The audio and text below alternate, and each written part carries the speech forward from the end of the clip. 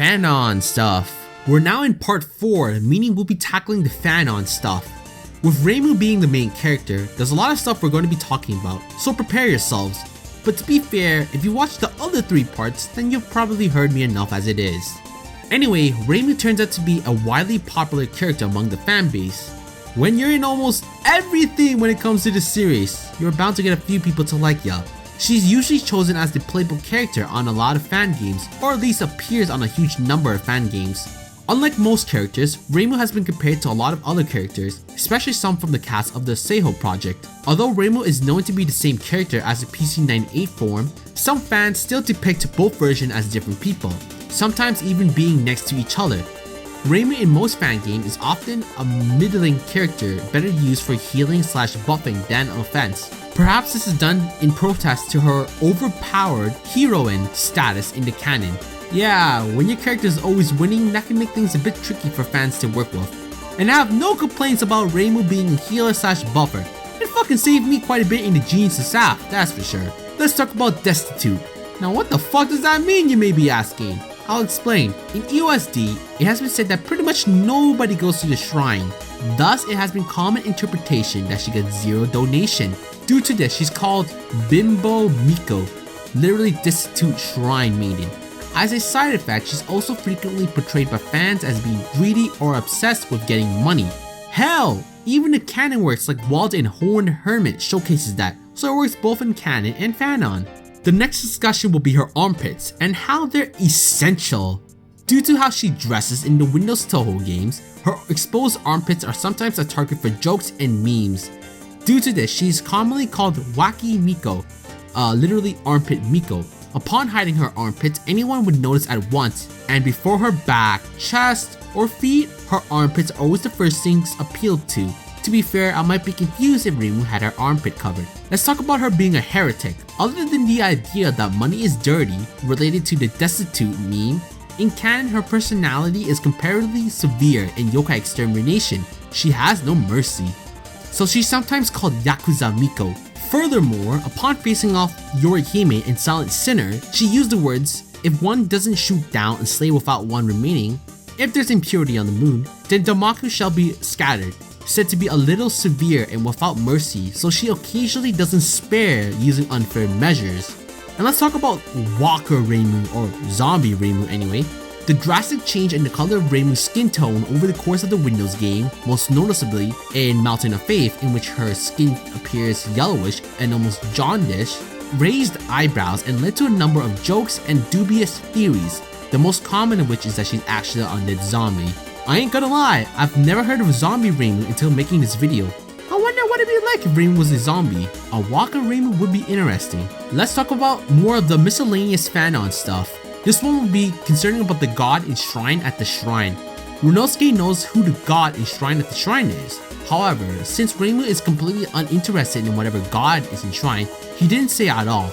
I still don't understand why Reimu doesn't care about the god of her shrine. Due to this, it has been Fanon to interpret this to mean that the shrine god is Mima, Gensoku itself, etc. If Mima was a god, that would be something else, considering it's been a while since she's shown up in anything.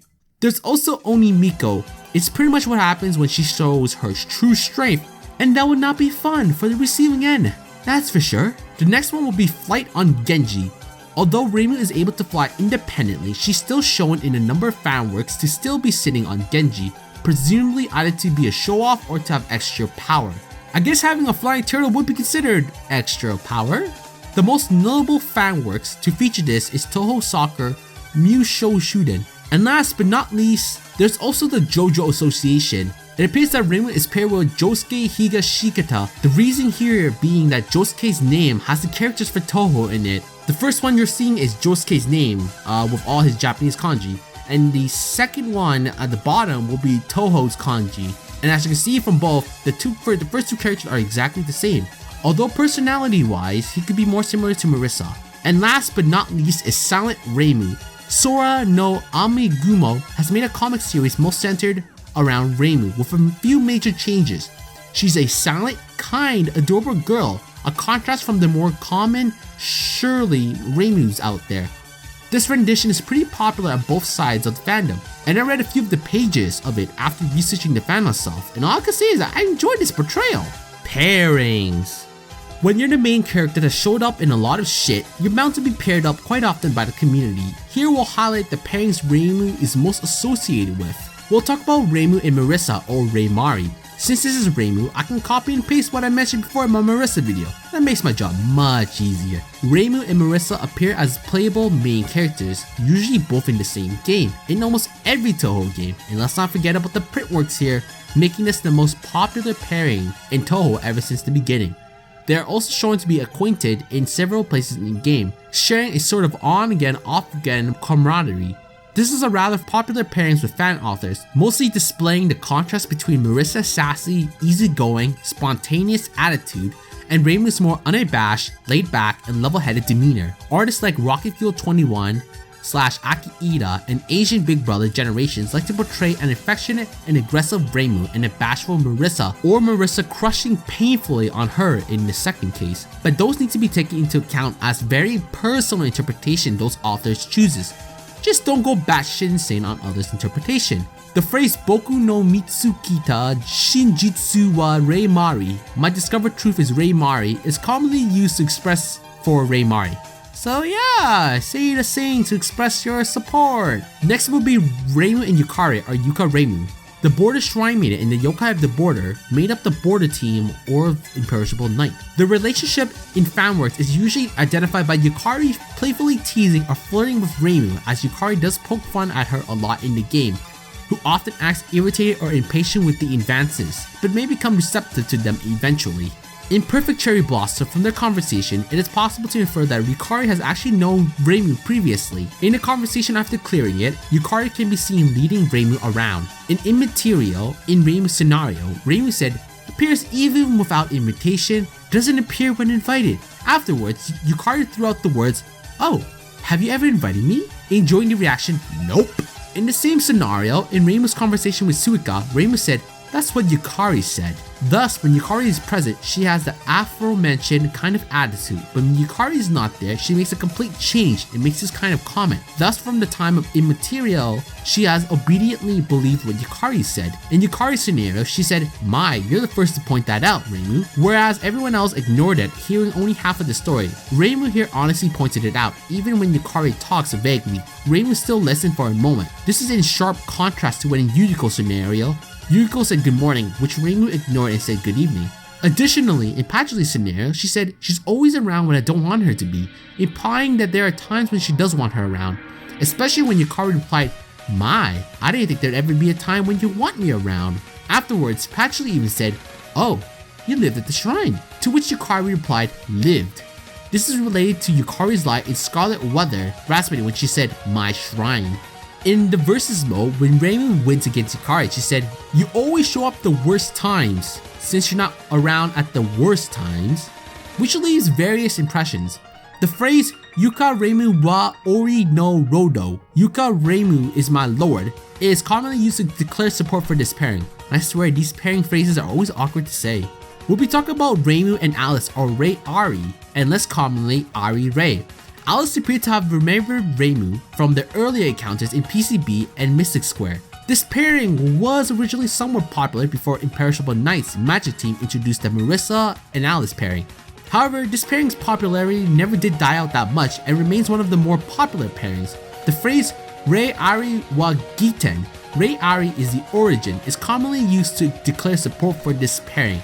Not gonna comment on that. The next one is Reimu and Sane, or Rei Sane. It could be said that it simply comes from the fact that the two are both shrine maidens, but the Mountain of Faith dialogues might bear some leads for it. It was the only popular pairing for Sane before Kogusa and Sane came about, and that itself sounds weird, but whatever.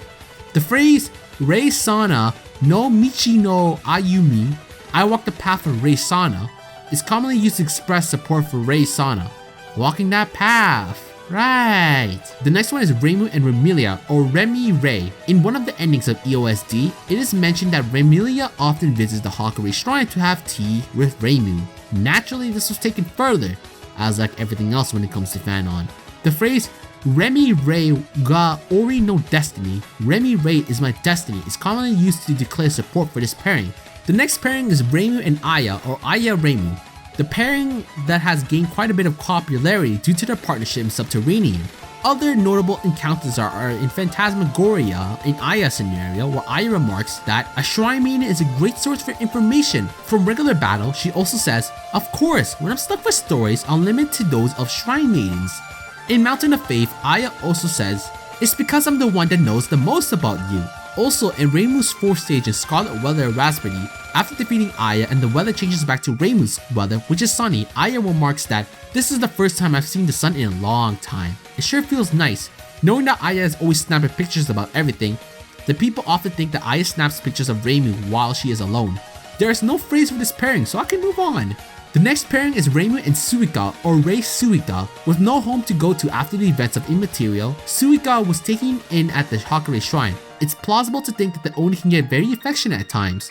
Reimu and Yuka are the next pairing, or Yuka Reimu. Reimu here is seen as sometimes visiting the Garden of the Sun. The next one focuses on Reimu and the strongest, Reimu and Chirino, or Rei Chiru. The most popular pairing involving Chirino is actually with Reimu, since Chirino is often seen with Reimu being bullied as a 9. In most versions of the pairing, however, Reimu acts as an older sister. Kinda sweet, I won't lie. Next on the list will be Reimu and Rinosuke. The reason this exists is because Reimu is a frequent visitor and freeloader at Korindo, second only to Marissa. This time we'll focus on Reimu and Sakya, or Rei Saku. Reimu and Sakya seem to work hard on their jobs, even if one of them helps the other. The last one will be Reimu and Koishi. Koishi's profile in Subterranean says she became attached to the human who defeated her at the Moria shrine. Depending on which character you play as, this could either be Reimu or Marissa. And there you have it, the full breakdown of the character profile for Reimu Hakurei. Hopefully you learned something from it. Now for the next person on the list, I want it to be another human, specifically from the playbook command. Before this one, I want you guys to be the decider for the next episode. So write down in the comments which characters you want to be featured next in the series. The Elegant Maid, Sakya Izayoi, the Gardener of Hakuro Koro, or however you bloody say it, Yomu Kenpaku, or the Shrine Maiden from the outside world, Sane Kochiya. While I don't know when the next video will be uploaded, I'm hoping it will be at least in a month. So I'm excited to see which of these 3 girls you want to be featured next. And like always, this is Magi, and I hope you guys enjoy this episode.